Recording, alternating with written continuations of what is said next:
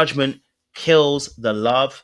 Too much judgment always kills the love. Okay, if you want love to grow, kill the To be honest, judgment. you don't seem like a communicator. I'm gonna be honest. I am. You know what I'm you just give saying, me? You give me, if you don't like something, you linger on it. You don't tell somebody right away. It has to be something to trigger you to say it. And then you finally wind up and say. Now, shout out to Diona and Hussein for bringing this about, because I think it's a really powerful conversation to have. I think it unlocks a lot of things that are happening in the dating realm. So let's talk about it. Diona has kind of shown us this energy already. She did this with Cam. When Cam came along, she immediately judged him and based on his height. All right, and said and immediately kind of discarded him because of his height. And now she chose Hussein because of what? His height. She was excited about that. So there's something for Diona about a man being of a certain stature and a certain physicality. Hence why she was drawn to Cisco. Now, the important thing about this is, why is she drawn to a man of height? Now, most ladies are drawn, or at least they would say that ideal is a man that is taller than them. Why? Well, because society tells them that. Number two, it's also psychologically programmed in them through biology, which is what? That a man that's taller than you, bigger than you, can what? Protect you. And this is actually where we have to start the conversation. Because where Diona's coming from is she's externalizing her safety. So she says, okay, you know what? I want to feel that safety. I want to have a man that's bigger than me. I want a man that's taller than me. It makes me feel some level, quote unquote, of safety. So she chose Hussein, right? Like she chose also Eddie, okay? Right? Now, what's important about this particular aspect is that in the conversation with Hussein, she made a judgment and then voiced it. Now, that's where we have to start the issue. You see, Diona, I believe, is very defensive, and she's not as open as she thinks she is. Just because she voices her opinion does not mean she's open. It means that she's rude and lacks the tact to be able to understand that this is not the time for the conversation. But why does she do that? Well, I believe that she does this because actually Diona is living in her masculine. Absolutely. And when women live in their masculine, they are annoyed, they are frustrated, they are hurt, they are bitter, they're unforgiving, they are pissed off. And I'm going to tell you why they're pissed off. Now, some women are going to say, listen, I'm fine with it, but they are pissed off. And here's why they're pissed off: because no one is covering them. That is why they're living in their masculinity, because they haven't had people cover them, and they do not trust people openly to cover them. I find that with masculine women, oftentimes, when I say masculine, what I mean by that is it is the energy that they're carrying. Okay. So it's not to do necessarily their physicality, it is to do their energy that they're carrying. Right. And when masculine energy presents itself in a woman, it's very defensive. When feminine energy is presented in a man, he's very offensive.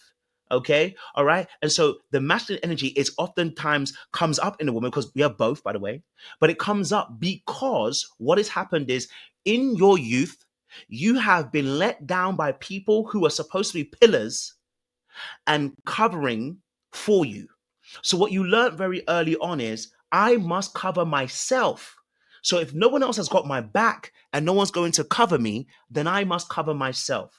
What that does is it breeds what we call hyper independence. Now, what's really interesting about this also is a part of what we call the avoidant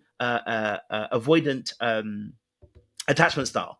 Is very much similar in that particular way, right? The avoidant attachment style speaks about hyper independence, and I can't rely on anybody else. I place a high value on my own ability and a high value on myself, but I do not place value on others, because they will likely let me down and I will be disappointed. But what that also breeds is what we call projection. Many people who have an insecure attachment are actually projectors. Why? Because they have to find some level of control. So the level of control in this instance is that when I have a thought, I start judging you early. And when I make that judgment, my actions are going to proceed. Somebody who's balanced doesn't make a pronounced judgment too early. They let you know that they are open to understanding, discovering, and inquiring about you first. Now, we all make judgments, by the way. That's a human nature. The question is, will it lead to an action? When we make judgments and often make an action, it's usually from a place of you having some level of, I know how they're going to be. You're already assuming ahead of time. Now, you may be right. And actually, I think Diona was right. He is somebody who probably will sit on it a little bit and it will build up. But why does she have to say it? She's going to tell us that she's very direct. She's not. You see, a level of assertiveness is understanding that when I want to get across my message, I also consider your feelings as well as mine. Now, I won't consider your feelings to a point where I won't say how I feel, but I will actually consider your feelings so that when I deliver the message, it's in a way that is still conveyed where you yourself are not going to be the target of being hurt. Now, you may get hurt, but that's not my intention. But my impact may do that. But in most cases, you're going to be okay because you've chosen words that are going to very carefully be curated to be able to land accurately with that person. So what we're seeing with Diona is that she actually is masking a lot of her pain by I'm a direct person, I'm an assertive person. You know those people that tell you I'm a truth teller. They're not really a truth teller because truth without love is cruelty. You've heard me say this many a times. Truth without love is cruelty. And so when you get into a space where you are consistently telling people your thoughts about them, right? Without really understanding who they are, then we are assuming. And that lets us know. Okay. All right. That lets us know where you are. Okay. So unfortunately for Diona, there's some extra work that she needs to do. The work that she needs to start doing is to start being balanced. That is, even if you thought it, it need not to be said yet. Give him the opportunity. What she actually said was, you seem like the type that does da da da da da da da. And instead of actually saying, you know what, Hussein, my judgment is that maybe you're one of those people that are a bit more quiet, a bit more, you sit on stuff and maybe not communicate as directly. Is that true? Is that true? It allows for at least the other person to be like, no, that's not what it is. Oh, okay. Then you go, okay, cool. I thought that was just my particular perception. Then that allows the person into the place. Tone, energy, vibes, the wording, the structure of your sentence all play about as to how someone's going to receive that message. We all can agree that the way she delivered it felt rude. We can all agree the way she delivered it was not direct. It wasn't assertive. It was rude. Why is that? Did she tell him to F off? No. Did she tell him that he's a son of a B? No. Did she insult him anyway? Not directly, but the indirectness was through the what? Passive aggressiveness, not only of her tone, but her words and the way it was structured.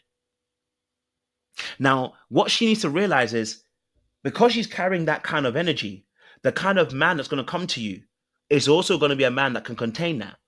But if you've got energy that is offensive because you feel like that man hasn't got enough masculinity, the man that has enough masculinity for you may be also on the toxic side too. Now, it was a very important conversation because Hussein brought up some really key points. And we actually saw a little bit of snobbery from Diona. And I think she's based her identity in the work that she has, which is why Hussein called it out. He was very right. Why are you making out that your work, because you're a fireman, is more important than somebody who sits in an office?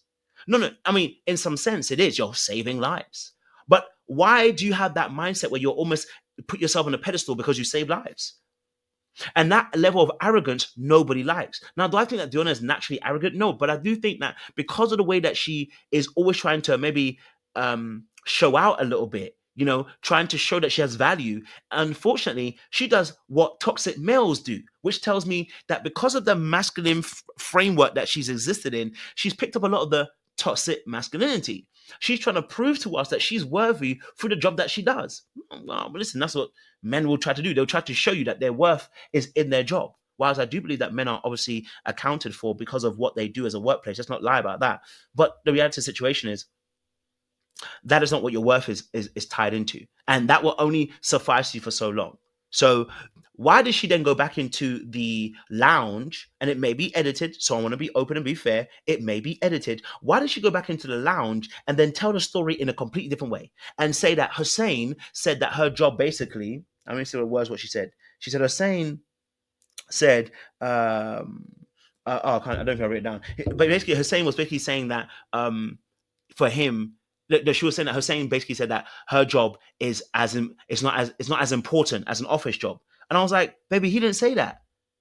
He said, why are you making your job more important? And that told me, whoa, if she can, you see what happened there? In that moment, she's already flipped the tables. She's already flipped the tables. And I said, listen, that unaccountability, Diona, that needs to change. And when men and women live in the wrong energies, when they live in the feminine and the masculine, they often become a very big problem. Because when you get women that live in the masculine and the men that live in the feminine, they tend to do things that are counterintuitive to actually having healthy relationships because they're coming from an inverted space. So how does she get to the play? How did she get to the end to be able to say no to sorry to our brother Tommy, that he was letting her, that Hussein was saying that basically her job is not important? Did he say that? Sis, come on, he didn't say that. That's not what he was saying, right? And I think that feeds back into, again, that Diona needs some work on herself a little bit more because there's too much defensive energy and too much judgments that she's making. Okay. All right. When you are in that space where you make actions based on judgment rather than your inquiry to ask more questions to further understand, okay, then you are the problem. Okay. And then the last point that she made, which is very important, she said, and this I hope this was a, I hope this was a, I don't even say a frankenbite. I hope this is more of a mistake on her part, like a slip of the tongue. She actually said these words. She said, I'm not the one to text every day. And I said, wait, what? She said, yeah, because of my work, I'm not the one to text every day. Now, I hope what she meant was, I'm not the one to text all day. I hope that's what she meant. I hope that's what she meant, because I would understand if she doesn't text all day because she's got a very laborious job where she has to work and it takes a lot of energy. So maybe texting all day might not be the issue. I hope that's what she meant. Because if she meant every day, I want you to know that somebody who tells you, I'm not the best, I'm not going to text you every day, I'm not going to call you every day, that is not your man, that's not your woman. Now, very few people, yes, there are exceptions to the rule, and you can claim that. Hey, I hear it. But majority of people, if you love that person, why are you not calling and texting every day?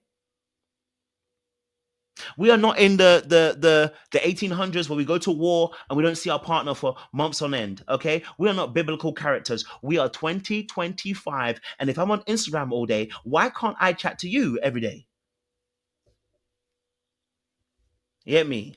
So I really hope that she meant all day and not every day, because that would be setting you up for a fail.